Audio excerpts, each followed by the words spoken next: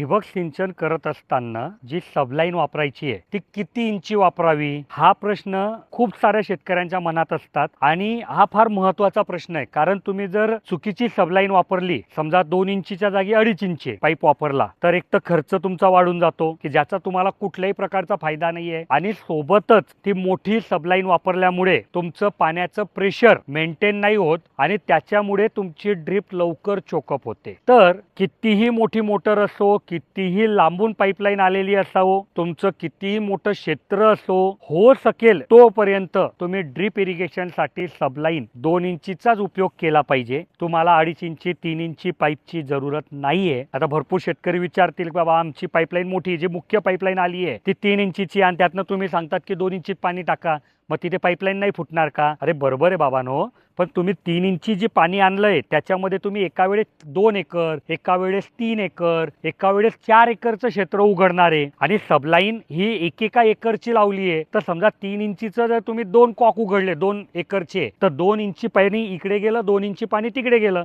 तर उरटतं pressure drop आला, पाणी कुठे वाढलं? तर ठिबक करत असताना 2 इंची पाईपलाईन जर वापरली तर पैसे पण वाचतील आणि ठिबकचं आयुष्य पण वाढेल, ठिबक कमी चोकअप होईल आणि तुमचा फायदा चांगला होईल. असाच काही प्रश्न तुमच्या मनात असेल ठिबक बद्दल, इतर प्रॉडक्ट बद्दल, तर कमेंट मध्ये विचारा. मी पुढच्या व्हिडिओमध्ये त्याचं उत्तर द्यायचा प्रयत्न नक्की करेल. धन्यवाद.